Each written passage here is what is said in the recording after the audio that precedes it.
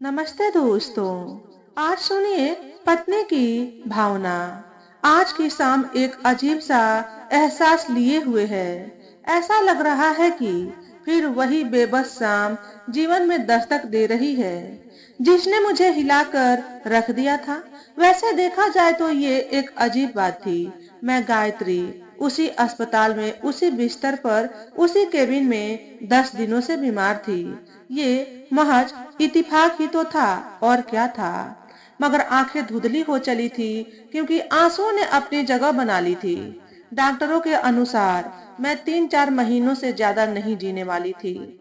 एक बड़ी बीमारी ने मेरा दामन जो थाम रखा था।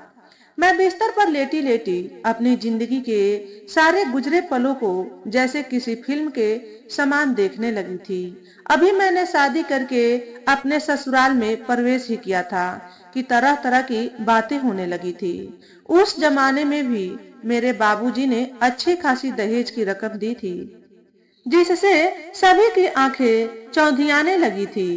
पति को साइकिल भी मिली थी। दौरा में पैर डालकर मेरा गृह प्रवेश हुआ था। गांव का मिट्टी का वह घर और मैं शहर की लड़की। मुझे जरा परेशानी तो हुई, पर पति का साथ सब कुछ आसान कर देता था। जहाँ पति पढ़े लिखे व नौकरी करते थे, वही मैं केवल 9वीं पास थी। मुझे 4 नंदे और एक देवर मिले।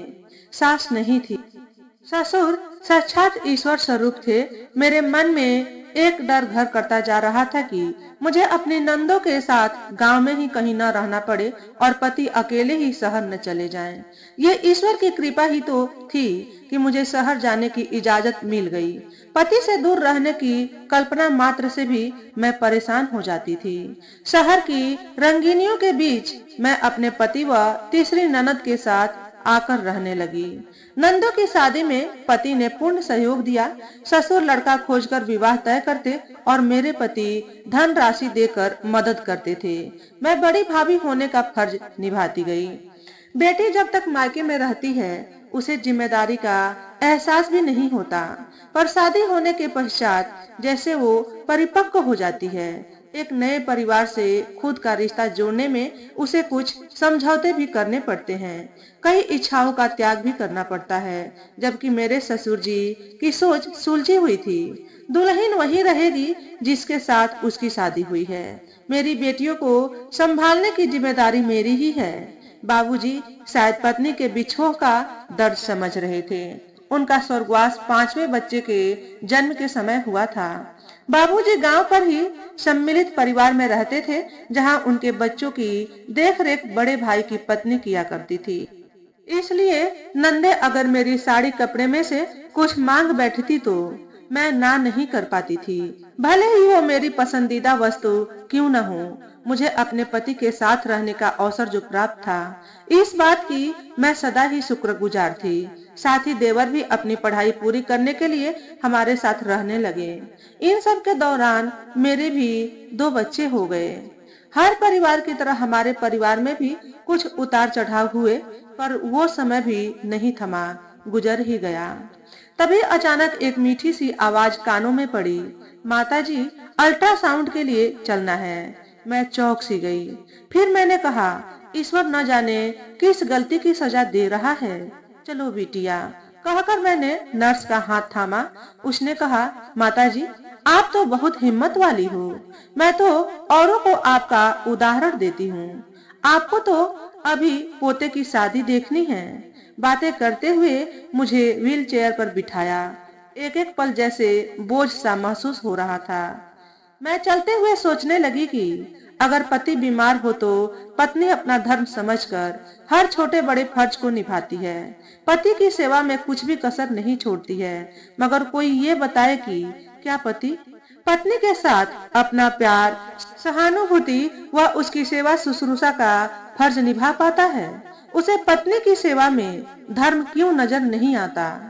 अगली सुबह बिस्तर पर पड़े पड़े खिड़की से बाहर देख रही थी, तभी नर्स केबिन में आई। माताजी, आप कैसे हो? आपने नाश्ता किया? हाँ, कर लिया, मैंने कहा। और आप अपने पति के विषय में उस दिन कुछ बता रही थी। उन्हें इसी केबिन में भर्ती किया गया था। हाँ, वो अब नहीं है। उनकी दोनों किडनियां ही खराब हो गई थी। ओह, मैंने ये क्या? क्षमा कर दीजिए। नहीं, कोई बात नहीं। मुझे उनकी बातें करना अच्छा लगता है। कल आपको छोड़ दिया जाएगा, फिर 10 दिन पर आना होगा।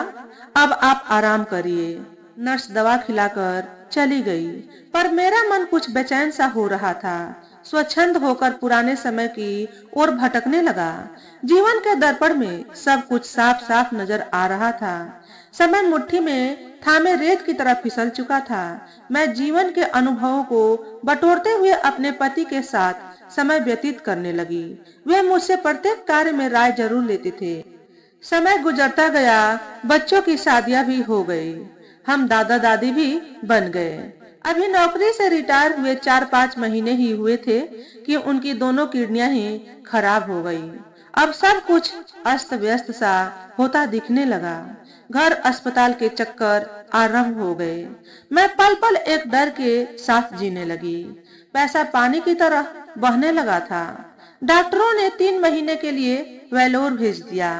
वहां मैं उनके साथ पल पल दर्द को महसूस कर रही थी। दोनों लड़के बारी बारी से आते जाते थे। हम दोनों आपस में एक दूसरे से हंसते, रोते और बातें करते। हमारी दुनिया ही बदल चुकी थी। 3 महीनों के पश्चात हम वापस अपने शहर आ गए। सफर के पश्चात तबीयत और भी नासाज रहने लगी। उन्हें अस्पताल में जांच के लिए फिर से भर्ती करना पड़ा। स्वास्थ्य प्रतिदिन गिरता ही नजर आ रहा था। एक दिन कुछ पैसों की जरूरत आन पड़ी। मैंने उनसे चेक पर साइन करने को कहा। बड़ा बेटा भी साथ में ही खड़ा था। बेटे की नजर पापा के कांपते हाथों पर पड़ी तो उसने मुझसे साइन करने को कहा।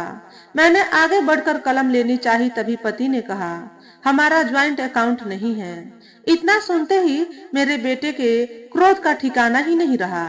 मेरे भी पैरों तले से जमीन निकलती सी लग रही थी। जिस पति को देवता के समान समझ रही थी, वही मुझे दलदल में छोड़ देगा। अब बेटे ने तुरंत ही ज्वाइंट अकाउंट करवाने का सिलसिला आरंभ कर दिया। पति को भी अब इसकी जरूरत महसूस होने लगी, किंतु मैं नाराज रहने लगी। मैंने पति से कहा, अब ये सब करवाने की क्या जरूरत है? मेरी चिंता करने की कोई आवश्यकता नहीं है। मुझसे अपनी सेवा तो करवा ही ली, बच्चे मिल ही गए, परिवार मैंने संभाल ही दिया। और भी कुछ करवाना है तो वो भी करवा लीजिए। इतना कहना ही था कि उनकी आंखों से आंसू की धारा फूट पड़ी। मैं भी खूब रोई, रोते हुए क्षमा भी मांगी। उन्हें अपनी गलती पर पछतावा भी हुआ। उनकी आंखें भी नम हुई। अजीब सी शाम थी। उनकी चिंता किसी चिता से कम न थी। अगले ही दिन मैं मुंह हाथ धोकर बाहर जरा एक कर्मचारी को बुलाने गई। तभी वे सो रहे थे। मैं जब लौट कर आई तो नर्स के साथ 2 डॉक्टरों को खड़े देखा। मन में प्रश्न उठने लगे। मैंने पूछा, क्या हुआ सिस्टर, सब ठीक है ना? नर्स ने कहा, हाँ, आप बैठिए, बेटे को अभी बुलवाया है।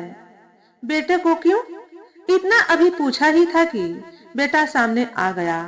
डॉक्टरों ने सिर हिलाते हुए सॉरी कह दिया। मैं समझ गई कि कुछ तो गड़बड़ है।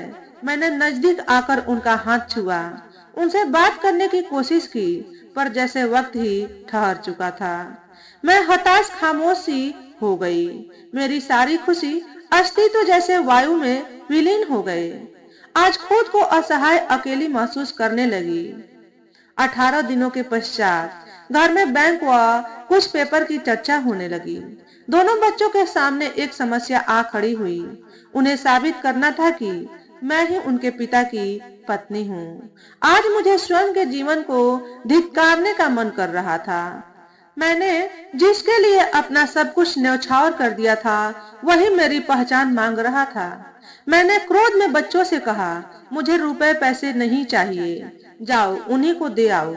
वो अपने साथ ये सब क्यों नहीं ले गए? बच्चों ने समझाना शुरू किया और मुझे प्यार से थाम लिया। अगले दिन हम कोर्ट व बैंक गए। साथ ही पति के 3 मित्र भी थे, जो गवाह के तौर पर साथ में चले थे। उनकी गवाही से ये साबित हो पाया कि मैं अपने पति की इकलौती पत्नी हूँ। फिर जाकर कहीं मेरा ज्वाइंट अकाउंट का प्रमाण हो पाया और पैसे को सुरक्षित किया गया। कैसी विडंबना है कि जो पत्नी एक परिवार को खड़ा करने में अहम भूमिका निभाती है, बिना किसी लालच व स्वार्थ के, उसी का अपना अस्तित्व धूमिल होने लगता है। तभी नर्स ने आवाज लगाई तो मैं चौंक गई। माताजी, आप तैयार नहीं हुई, बेटा घर ले जाने आया है। मैंने कहा, हाँ बस 2 मिनट देना, मैं आई। पर मैं फिर जब आऊं तो इसी केबिन में और इसी बिस्तर पर। ओहो, आप तो भावुक हो रही हो। माँ, तुम नहीं समझोगी बेटी, ये एक औरत यानी पत्नी की भावना है। अच्छा है तुम लोग शादी नहीं करती हो, तुम्हारी अपनी पहचान तो कहीं नहीं खोती है। तो दोस्तों, आज की वीडियो में बस इतना ही। अगर हमारे द्वारा बताई गई कहानी थोड़ी सी भी अच्छी लगी हो तो वीडियो को लाइक और शेयर करें। चैनल पर पहली बार आए हो तो चैनल को सब्सक्राइब करके बेल नोटिफिकेशन को ऑल पर सेट कर लें, ताकि आपको ऐसे ही अच्छे अच्छे वीडियो देखने को मिले। हमेशा खुश रहें, हमेशा स्वस्थ रहें। वीडियो देखने के लिए आपका बहुत बहुत धन्यवाद।